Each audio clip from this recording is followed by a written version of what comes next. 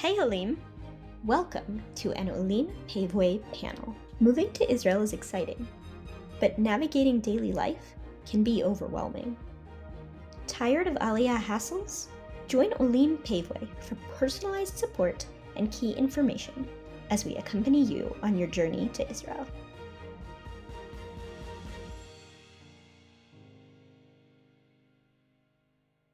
Hello, everybody. My name is Sid Slivko.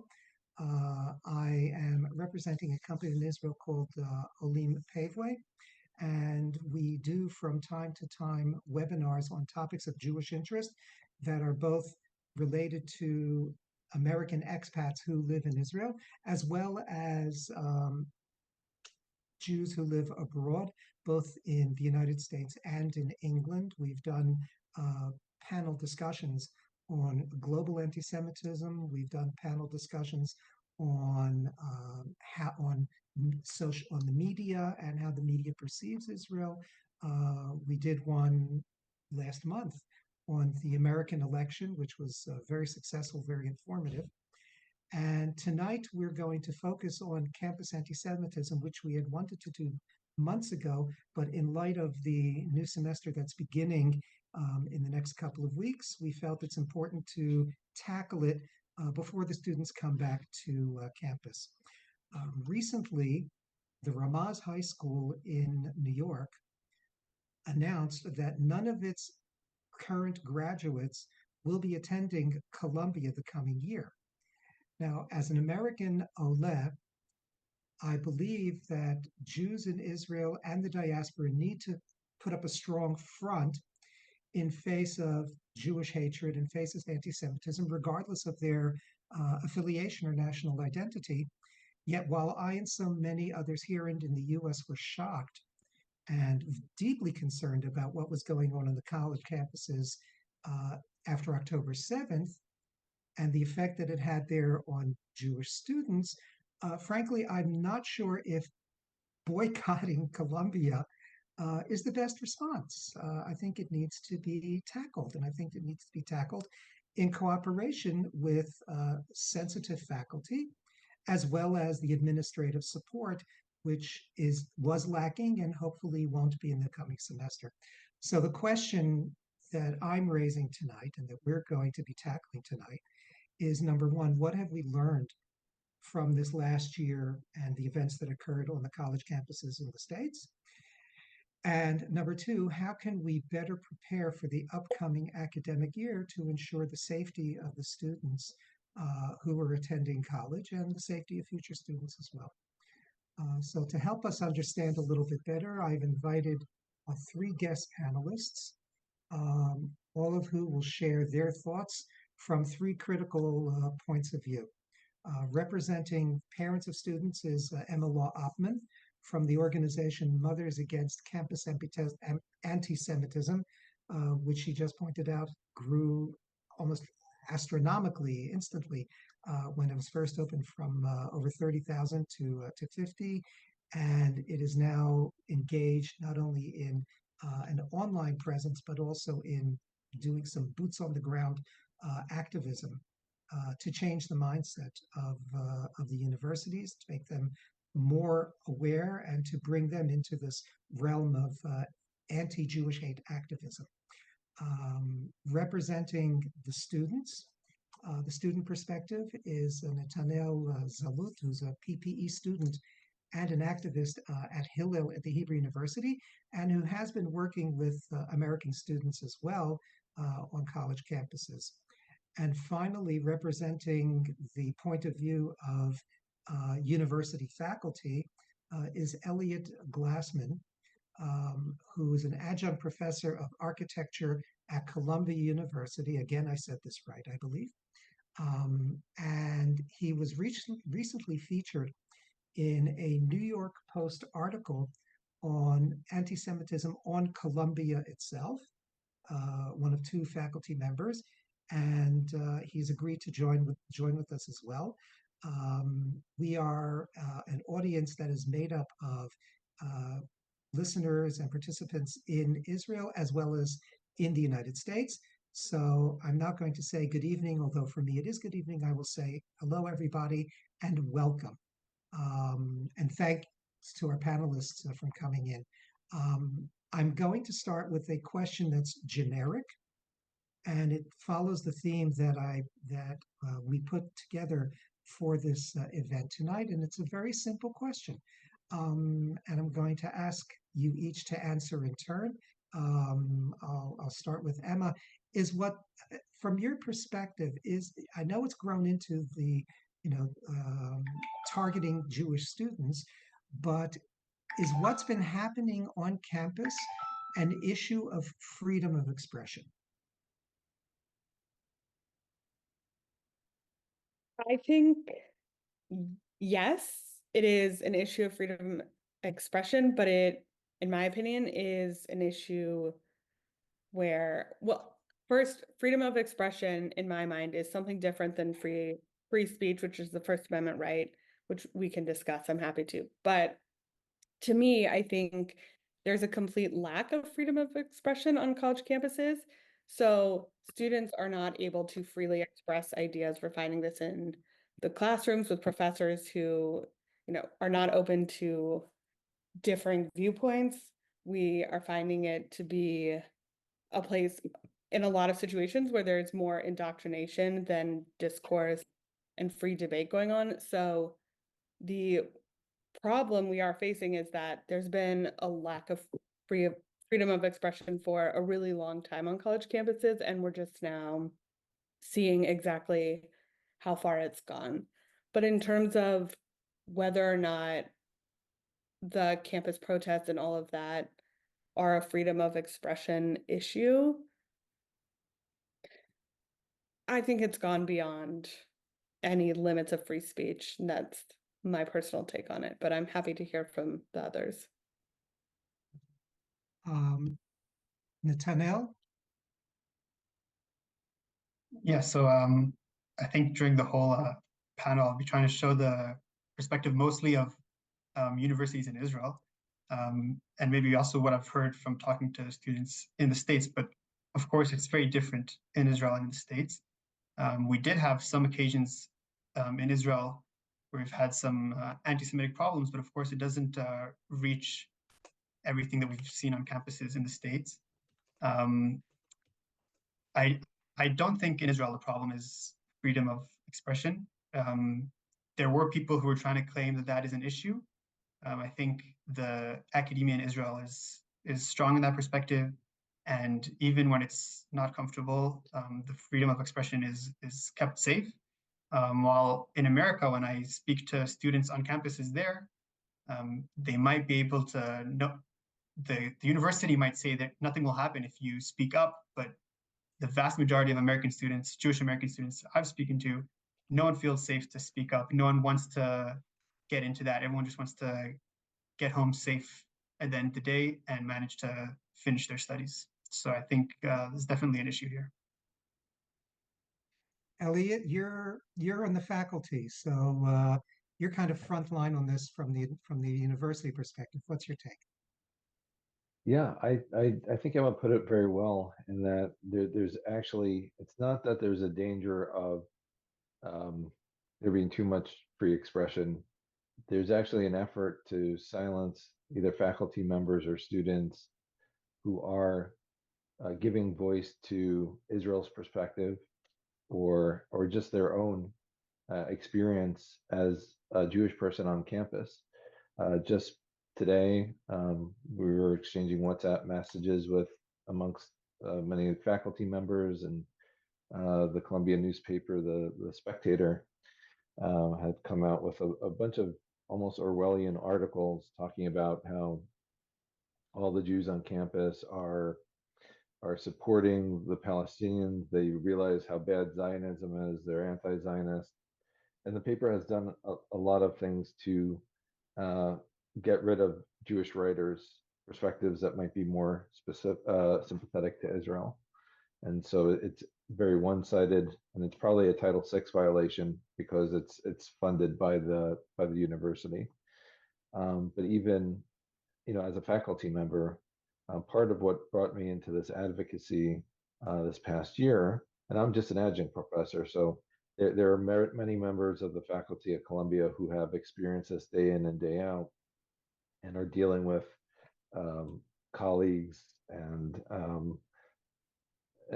in ways that I'm spared, I guess, by only being there for one class a semester. But what brought me into it was a lecture series that was happening at the School of Architecture. Really, very little to do with architecture itself, and it's linked to in that post article. But really on settler colonialism, and there is. I went to the dean about it. And he was like, well, it's academic freedom. They can say whatever they want, and the school has nothing to do with it. And I said, well, the school's advertising it. You're putting this on your website. It's still on their website. They were emailing it about it every time there was a new lecture series. I think it's more about they've been giving the space to breathe and to be heard from a particular perspective, and not necessarily given the same ability to speak out and speak up and counter that narrative. And I said to him, "What? That's academic freedom, but what about academic responsibility to tell the truth, to try to be thoughtful and even-handed about this actual debate, this discourse, as opposed to what the lecture series actually was, which was straight out indoctrination of students, and not looking to be to look for solutions to a conflict or a difficult situation, but really to vilify one side. And so it's something where there's an element of responsibility that needs to come in terms of how the professors, what they say to their students, what they're able to indoctrinate their students without having more of a balanced perspective. I'd like to pick off on what you were talking about just now, Elliot, the almost strange transition going from a course on colonialism into anti-Zionist thought. Are the protests then really an issue of anti-Semitism, or an iteration of the war of the left against the right in the academic world? It's a good question. I mean, from my perspective, I think it's two causes that in some ways are indistinguishable. They found, despite I think the very illiberal approach of some of these entities coming from the Middle East, like Iran, that might be funding some of this discourse, or the societies that these protests are purporting to be supporting and defending. There is this partnership, I guess, between maybe an ideology that's sympathetic to an anti-colonial point of view, which doesn't ever mention anything about Arab colonialism historically, but it is a tool to a vehicle to, I think, do what I think they're trying to do, which is ultimately destroy Israel, but certainly to make Israel supporters, Jews, feel uncomfortable in voicing and being a counterbalance. I don't think the majority of people, the majority of Americans, the majority of students, the majority of faculty support this position, but I do think that they need to be loud. They need to be cross a lot of boundaries that of civil discourse, of debate, thoughtful debate, and looking at multiple sides of an issue, and push the boundaries, which the schools are not taking any leadership in enforcing, in order to silence voices of students and faculty that maybe they wouldn't even speak up because they just want to be teaching, they just want to be learning. But given the fact that there's something going on, they have to speak up, but they want to silence those voices. They want to intimidate them. Even just this weekend, there was a SJP announcement that they want to target Shai Davidai, who's a professor who's been very vocal, and they say in doing so, in targeting him, they will silence hundreds of other Zionist professors. So that's I think that there's just a synergy, I think, between these two causes. Maybe there's some sort of ideological bent, and the people that want to use this to target Jews in Israel, that they could work together. The same action having both of those chilling effects. Netanel, what's your spin on that? What do you think? I want to maybe pick up on one point that Elliot talked about, that I think we have to differentiate here between freedom of speech and the actual content that when we go to academia, we go to get knowledge, and when what we're being taught and what is being discussed is false, then that's a troubling issue, but it's a different topic. So for instance, if they want to talk about colonialism and things that aren't true, and that we know that it's just not reality, then that's one thing. But then the freedom of speech issue is something else, and that isn't about saying the truth or talking about the lies. It's about what you say and how you say it and what effect that has.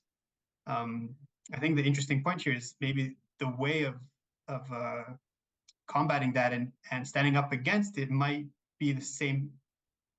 We might have to be doing the same thing to fight both those issues.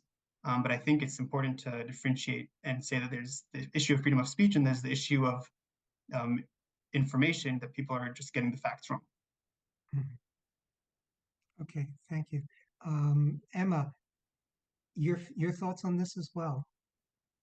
Well, I think both of you covered it very well, but I agree with Netanel. I think we have, freedom of speech, I think, should be protected.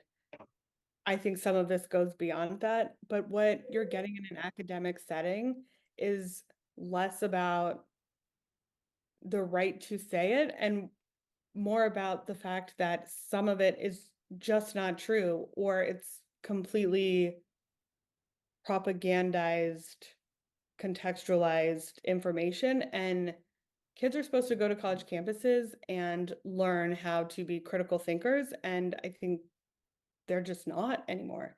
We're seeing that very clearly. They're seeing one side, and I think campuses have gone out of their way to make sure that kids are not confronted with viewpoints that make them feel uncomfortable. And I think that's to our detriment. And right now it's Jews who are paying the cost of this larger issue in academia, but I don't think it's going to stop with us. So those are my thoughts. So let me ask you a question then. Do you think then that the attitudes on campus are being influenced by the sentiment that's out on the street, or vice versa? Who's leading whom here? It's a good question. I mean, without getting into who I really think are pulling the SJP puppet strings, whatever. That we'll deal with later. Right, yes. I kind of think it is a perfect storm or marriage of this issue of freedom of expression in academia and how that has kind of gone by the wayside over the last 10, 15 years. And, the information you're getting off TikTok, everything about the war itself is just kind of created this perfect little, I don't know, Gen Z activist. And so I think they're all kind of feeding each other, but I don't know what came first, the chicken or the egg. I've not given much thought to it, candidly. So. All right. Okay. Netanel, what do you see? Because you've seen it from both sides of the pond here. Yeah, I think it's a very interesting question. Again, in Israel, it's not such a big issue, because when we had one professor talk out against Zionism and against what's happening, and she said that whatever happened on October 7th didn't even happen. I think most of the students weren't troubled by it because everyone's so confident with the truth and with their place on campus that most of us just went on our day-to-day campus life. But in the States, it's different. And I think as a student in Israel who's interested in Jewish life in the States and all around the world, I think it's a question I've been asking myself too. Is what is happening on campus, is that reflecting things from outside of campus, or is it starting from inside the campus? But then also we have to remember that it doesn't matter what the answer is, the universities have a responsibility. And as a place that's supposed to, as Emma said, teach us how to become critical thinkers, when you don't allow freedom of speech, and if you're not doing it actively, but if you don't protect students from feeling secure to hear their voice, then people are going to stop thinking critically. And the knowledge that the institution is dealing with is lacking. And I think that's what should be worrying the universities. So even if it doesn't start from inside the universities definitely need to deal with this as if it's starting from inside. Elliot? Yeah, I mean, I think Columbia is an interesting case where certainly there are a lot of outside people that this past year came onto campus to cause a number of these issues. But there's also, I mean, the seeds of this have been there for decades. I've spoken to alumni of the university that have seen some of this beforehand in terms of professors that they knew, like, okay, if you're Jewish, you couldn't take his course because he would give you a bad grade, especially if you voiced anything that was pro-Israel, and then just all the money that's come in from various places funding some of these professorships that are trying to advocate a certain point of view. So it's very, very ingrained with the university, I believe. And I think it's going to take a lot of time and a lot of effort to counter that narrative and trying to use the mechanisms of the lawsuit of Title VI on Title VI grounds, speaking up as faculty and as students to try to keep an atmosphere or create an atmosphere where there's more of a balanced look at any controversial issue, let alone this one. But it's obviously something that I think certainly does come from within the university because of that history, as well as from the outside. Title VI meaning anti-discriminatory.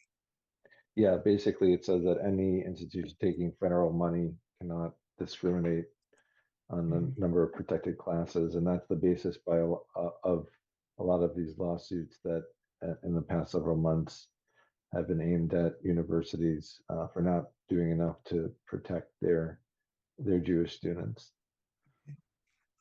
I'd like to raise something that Netanel just brought up, which I think is also important for us to understand the difference between campuses in Israel as well as campuses in the States. You mentioned the professor who denied October 7th. What kind of pushback was there against that professor? What she said? So maybe I'll elaborate a little bit for those who aren't familiar. This professor who teaches in Hebrew was being interviewed in a podcast in the States from Israel. And she talked about how that the Jews in Israel, when they hear her speaking Arabic, she sees that they're scared and they should be scared because they're criminals. And then she went on saying how that you need to abolish the Zionist movement, and that the way the Zionists succeed is by the many lies they spread. For instance, the fact that they say that babies were killed on October 7th and that women were raped, those are all lies. So that was pretty much like, in general, I think the harsh things she said. And very quickly it became a big thing in the university and with the students.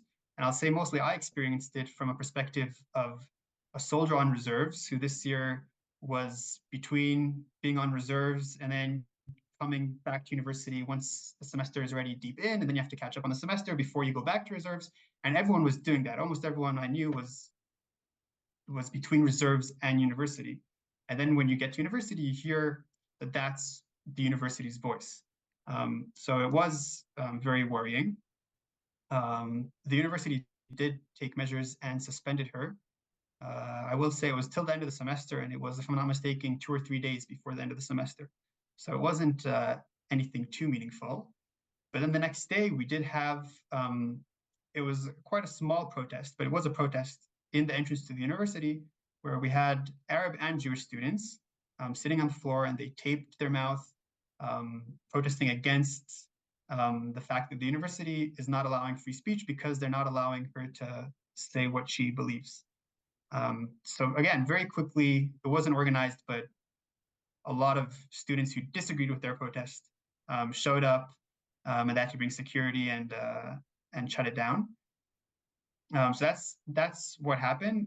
Since then, I don't know if she's back teaching or not, but that, in a nutshell, I think is, so it might not be as troubling because it's only one case, and that was, I think, the most extreme case we had in any university in Israel.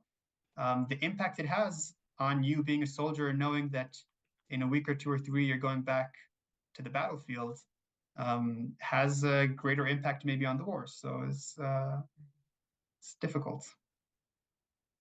Interesting.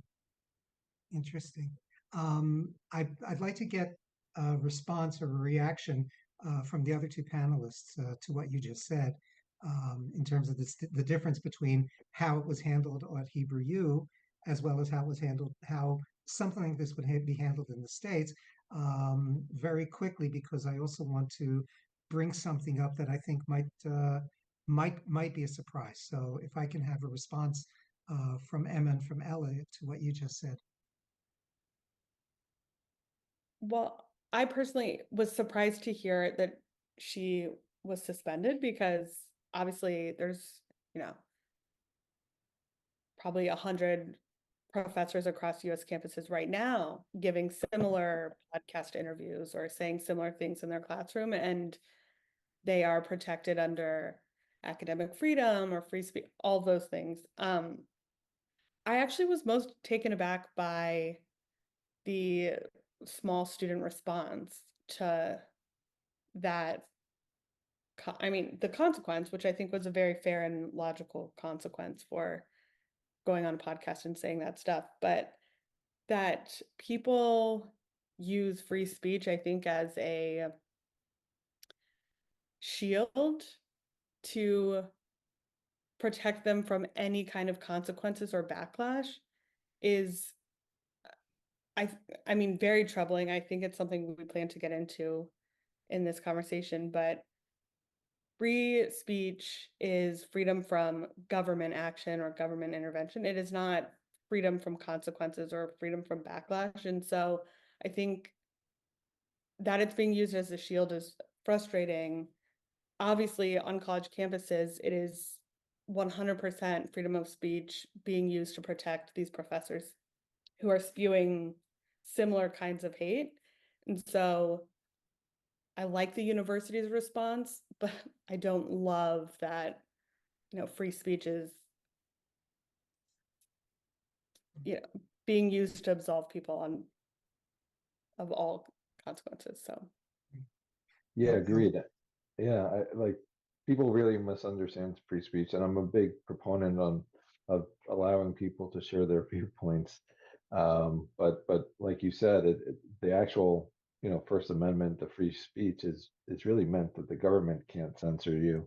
Private institutions do have the ability to curtail certain speeches. If a company doesn't like what you say and you're an employee of that company, you can say, but you could put a stop to some of that. I think even though that's the letter of the law is about the government, we do have this as a value in our society where people should be allowed to say their perspective and their viewpoint. And I'm totally in supportive of that, and I do think that that should be protected. But I think, as we've noted, it's like, yes, but we're promoting one view, we're silencing the other. So that's not really an even-handed application of that value. And two, I think at the same time, there has to be a responsibility in how that right and that value is used, because you can't, especially in an academic setting where we're supposed to be able to, like, let's cite sources, let's look at different perspectives, let's see if this idea has merit at all, and can understand scrutiny, and that's not what's happening. I just want to end my thought by saying thank you to Netanel and everybody else. Like, it's obviously been disruptive in the States for students, with what's going on, and professors that are trying to teach. But I can't imagine the people in Israel who are students and getting called up for reserve duty, to defend the country. So I appreciate the fact that certainly it's a huge sacrifice in terms of your studies, and more, to have this going on at the same time. And it seems like literal fighting, and it's so many different fronts of things that are going on. Over the course of time, people have a tendency to excuse the violence that other people use. You're talking about freedom of speech and freedom of expression, but people sometimes will allow what they perceive to be oppressed people desperate to make their voices heard, so they'll allow them a certain degree of violence because they feel like this is the last possible option that people who are oppressed have to express themselves. And therefore, they allow, within our context, the Palestinians to do something outrageous because they feel that this is something that they're forced to do because they have no other recourse. Now, if you go through Israeli history, you know that at the very beginning of the founding of the State of Israel, there was a conflict between two factions. One was the Ben Gurion faction, the other one was the Menachem Begin faction, which was Etzel. Etzel stands for the Irgun Tzivai Leumi, which translates as the National Military Organization in the land of Israel. Their logo, their symbol, was a picture of the entire Palestinian mandate, which includes what we now have as the State of Israel and Transjordan, with an arm holding a rifle as a symbol of we will fight against the British, we will fight against the Arabs in order to have the State of Israel, regardless of what it takes. We will do it even if we have to resort to violence. Not, mind you, not terrorism. And a lot of people are pointing out, including Bruce Hoffman from the Council on Foreign Relations at the United States, and an expert on terrorism, counterterrorism, who said this was not violence that was directed at civilians. It was violence that was targeting military targets, primarily the British and any Arab factions that were fighting against the Jews. But it was a very strong militant organization. So my question is there a place for Jews to use that kind of violent approach in order to both get sympathy, because we can say we have no other recourse, or to show our strength in the same way that the protesters have been doing it? In other words, do we shout them down in order to quiet them? or should we try other methods of dealing with anti-Jewish protests? So I'm going to throw this out again from Elliot, Emma, and Netanel. What are your thoughts?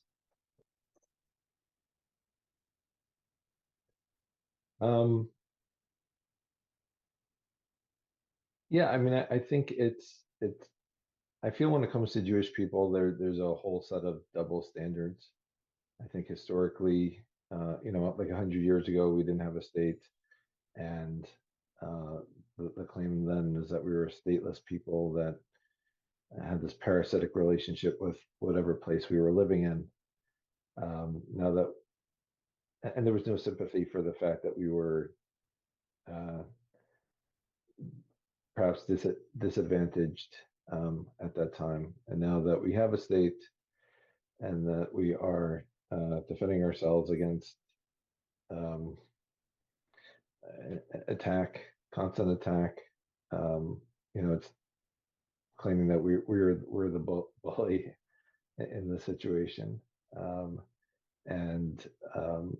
I think what they try to portray it as, Israel being the Goliath and, the Arabs or the Palestinians being David, and it's really the reverse. There's still much fewer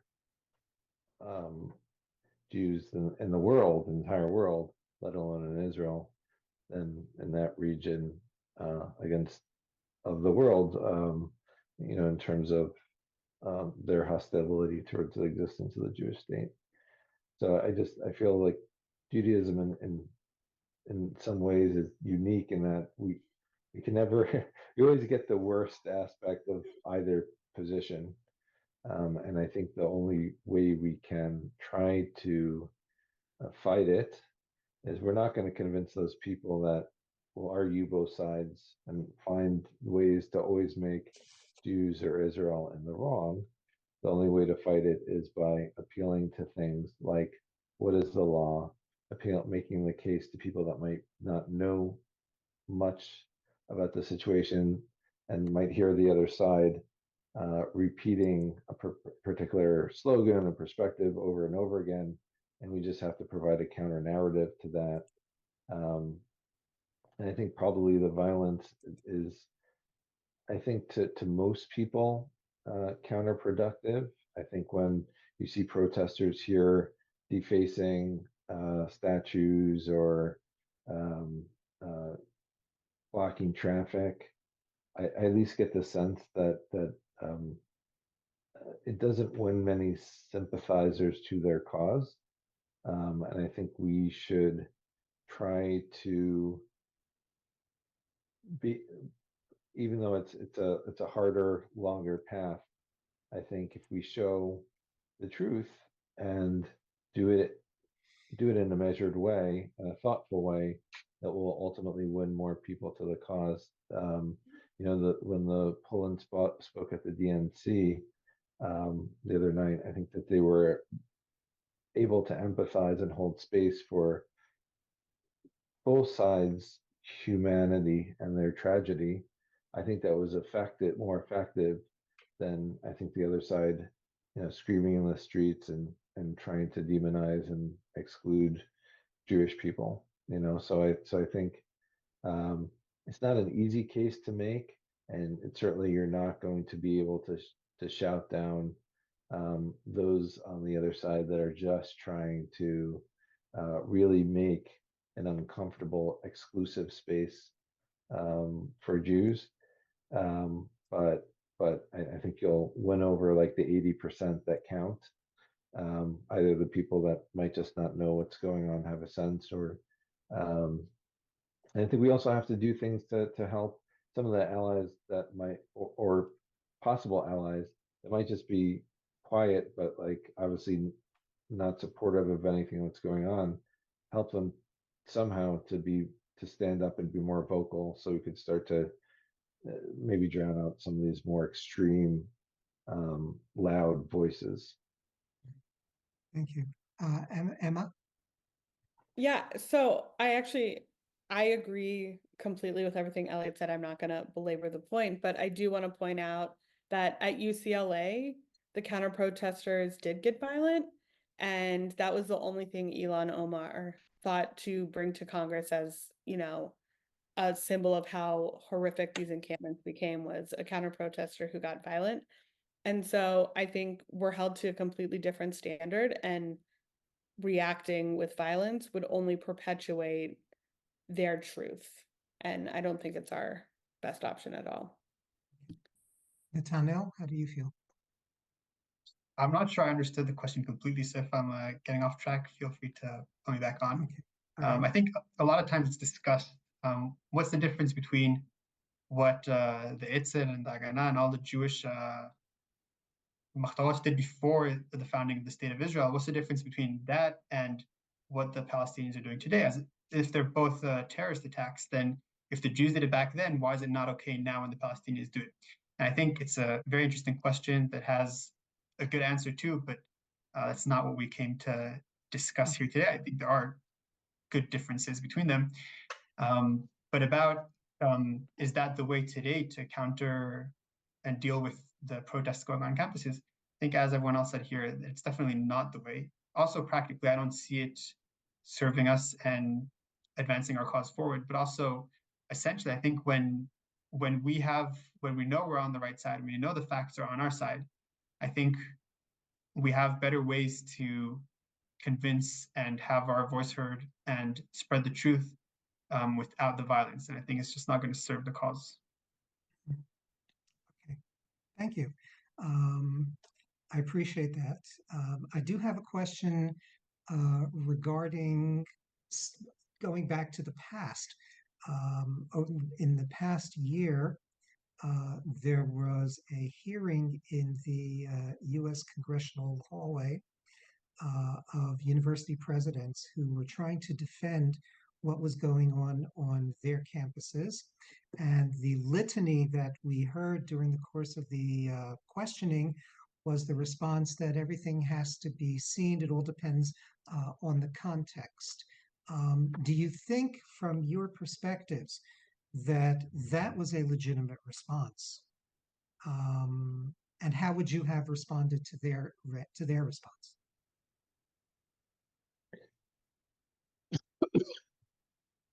It was obviously a very bad response. And I'm happy that there was, even if it was not directly related to why they're no longer in those positions, that there was some pressure being brought to bear on those presidents, and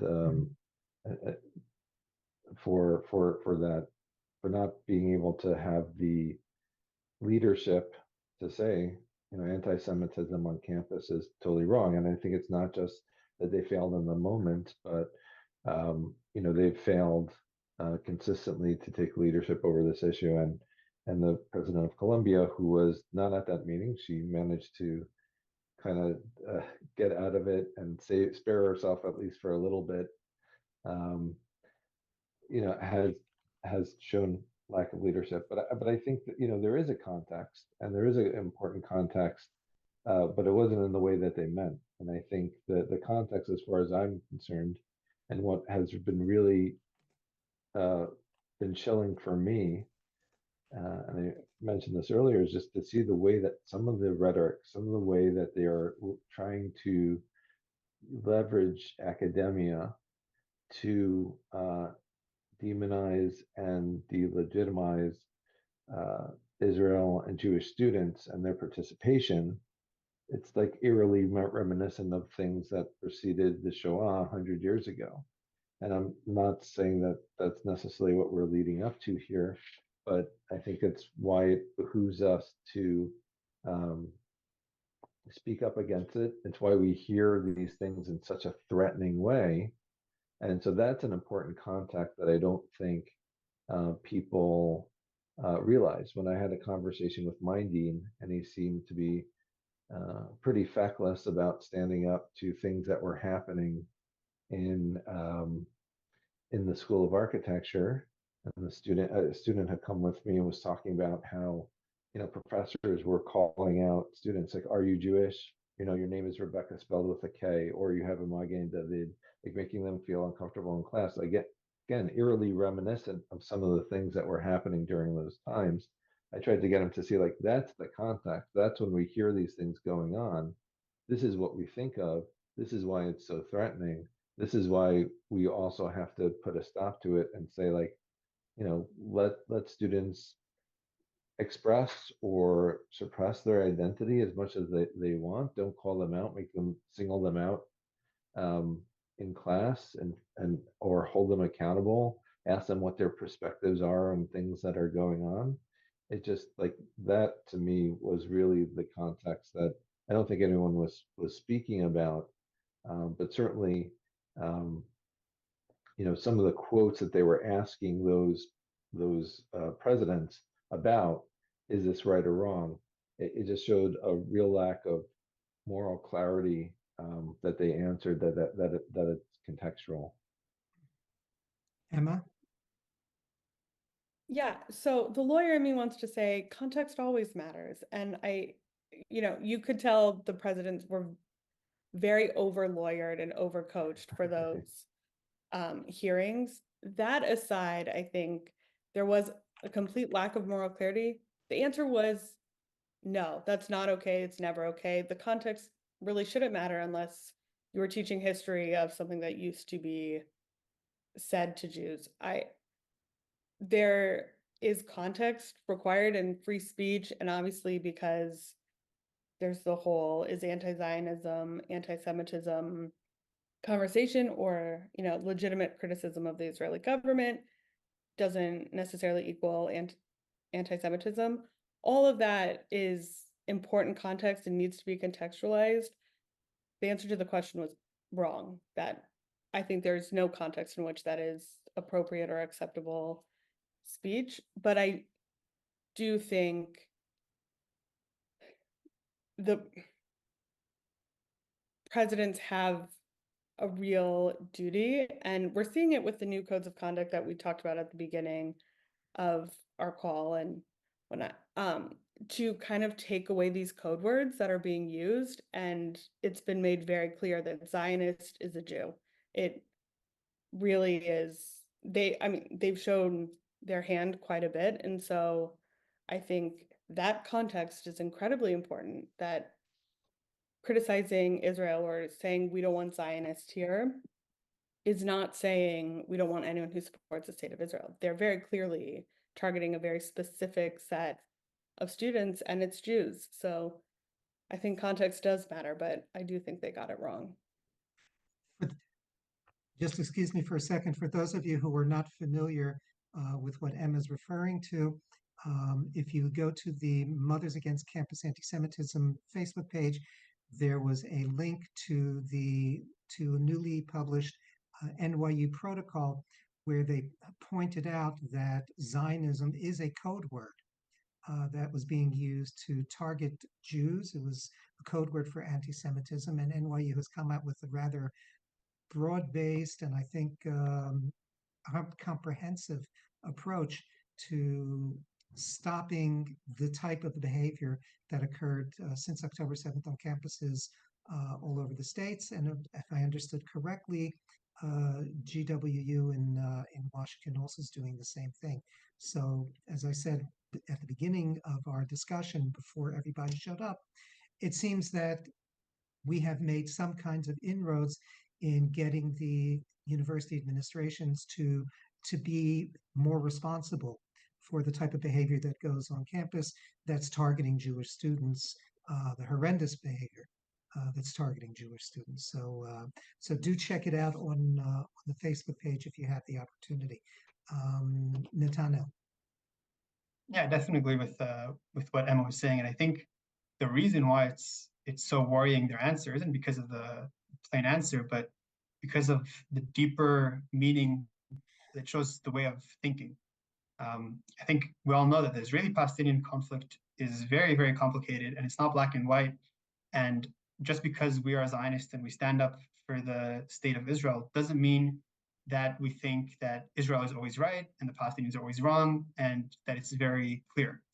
But when you don't know where to draw the line between what is context related and what isn't, then that just loses the opportunity to have a healthy discourse about the topic.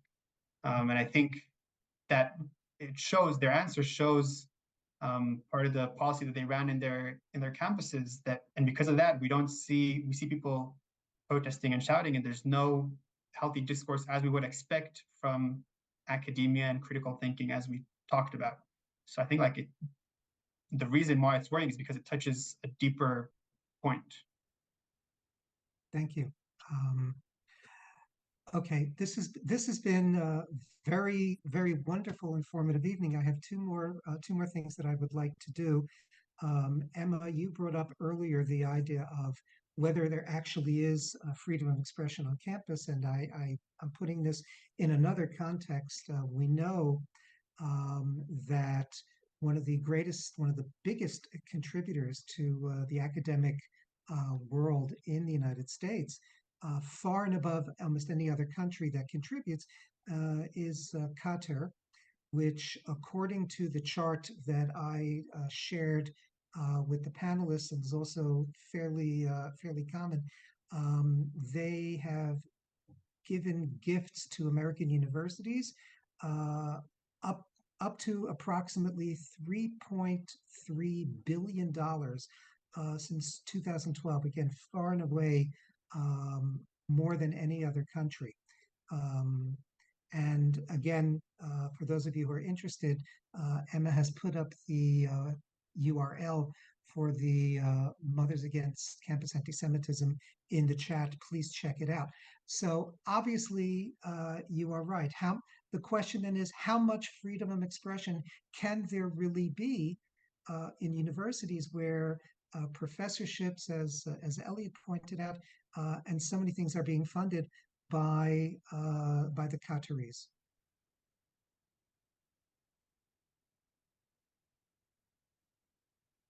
Emma. Yeah. Oh, sorry, I was going to jump in. Okay. I think Jump in. I think we've seen that there is not a lot of room for freedom of expression if you are disagreeing, right? You're free to protest, and the faculty will support you and encourage you, so long as you're promoting ideals or an ideology that they agree and support with. So the principle of freedom of expression is, we're seeing in and of itself, one-sided, or, not given to everybody. So I think freedom of expression is completely lacking. Then when you discuss First Amendment free speech rights, I think has been grossly overstated and used to completely absolve the universities, the students, the faculty, anyone of any real responsibility to regain control of the campuses. So freedom of expression completely lacking. I think we're seeing that influence over, the last, I'm 12 years out from college, and I can tell you it was there when I was on campus. And I think we all can agree that it is very much there on campus now, that influence, that narrative that is an enemy to freedom of expression, because you're not free to express just different viewpoints. It's one viewpoint. So I think it's dead on college campuses, frankly. So Elliot? Yeah, it's not only an enemy of freedom of expression, but I think it's an enemy of truth. Like, we want to pursue truth, we want to understand truth, we want to even understand that when there are multiple truths that we need to reconcile, like Netanel said, the conflict is not always black and white. So I think by stifling this freedom of expression, you're attacking truth by creating these professorships that really are meant to perpetuate a certain viewpoint in young and impressionable students, and not thinking them to seek out truth themselves and evaluate if ideas pass scrutiny, if facts are borne out. So it's very troubling, and I think we're seeing a lot of disturbing things. Columbia did integrate some anti-Semitism training to incoming students. But who is it being taught by? It's being taught by anti-Zionists. So they're coming, instead of the widely recognized definition of what anti-Semitism is, coming from the International Holocaust organization. I forget exactly the acronym, but they are saying, well, that's a controversial, even though that's the most widely recognized definition of anti-Semitism. They're saying, well, this other definition that is actually the controversial one, which is not the widely recognized one, is how we define it. So you're allowing the people that are arguably anti-Semitic to define what anti-Semitism is. That's not just an attack on freedom of expression. That's an attack on the very nature of truth. It's extremely Orwellian. Netanel. Yeah. Yeah, I just have to say it's shocking. It just shows how much they don't understand how deep the mess is. I'll just add one little point that I think at the end of the day, there has to be strict rules and guidelines of what is allowed and what is not allowed. And obviously, universities need funding, and it's very hard to define from who we take money and who we don't. But then once you see the funding is affecting the university's policies and is going over those guidelines, then like some red flags have to be raised. And I think those weren't, if there were any at all. I'd like to take a few minutes and give each the panelists an opportunity to do a very quick summation and hope for the coming year, because that's also what we're talking about. So I will move from my screen from left to right. Elliot, final thought. Yeah, I'll just say that, obviously the challenge is great.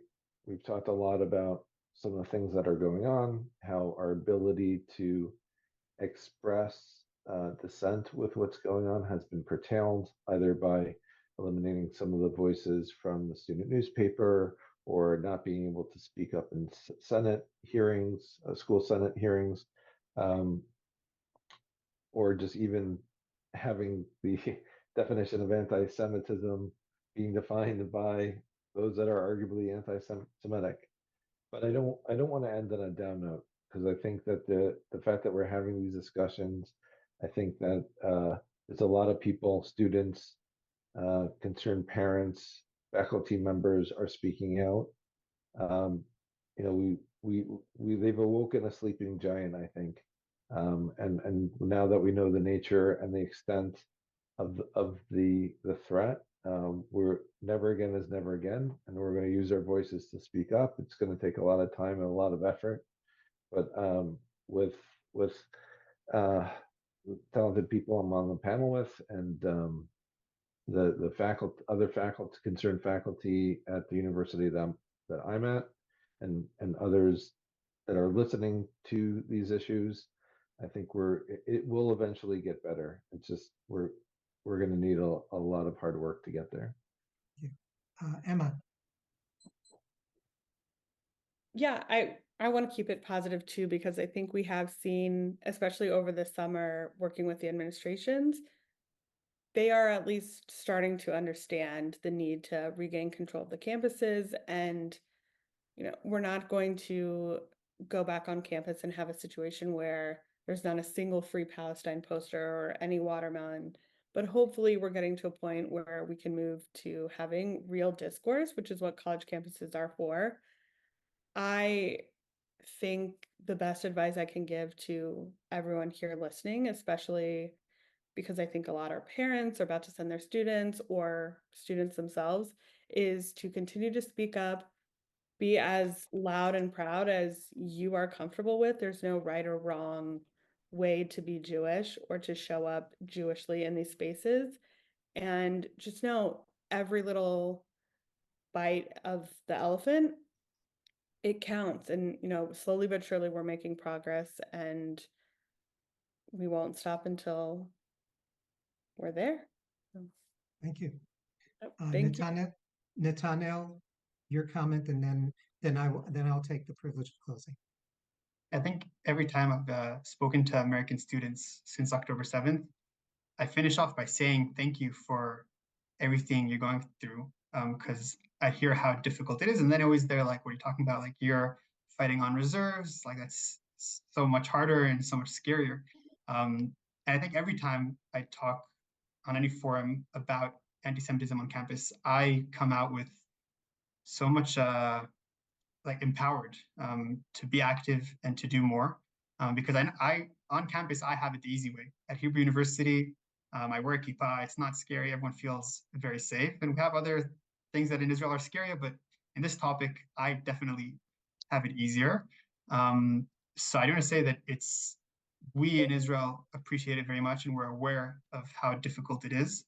And I think the same way that we do, and when we go out to the battle, we risk our lives, and it's scary, and it's something we don't want to do, but we do it anyways. I think that's just something like I try to encourage people in the States to find the balance between what's good for you and keeping your mental health, but also finding the courage, if it's with friends, with people you know, coming together and standing up and making your voice heard, because it's really, really important. And that's, I believe, what is getting us through it, and it is getting us through it. So I think we just have to continue and empower each other. Thank you. And this is exactly what we're all about. We're about empowerment. And we all know that Jews have a history of championing difficult causes and of resilience. And I believe, as the panelists, that we will show our resilience. And to use the phrase that's been bandied about quite a lot since October 7th, Yachad Ninatzeach, by sticking together, we will not only persevere, but we will succeed. And I want to thank our panelists for their wonderful contributions. As I mentioned before, Olim Paveway we will work on this video, and we will share it with everybody who has registered. And we do invite you to come and take a look at our website if you don't receive it in the next couple of weeks, and find a link to it and all the other services that we provide to help empowered Jews who want to move to Israel and be affiliated with Israel. So on behalf of Olim Paveway, on behalf of Ofer, our CEO, I want to thank our panelists for their wonderful contributions. I want to thank everybody here for listening and being with us and joining us. And I want to wish us all a Shavua Tov.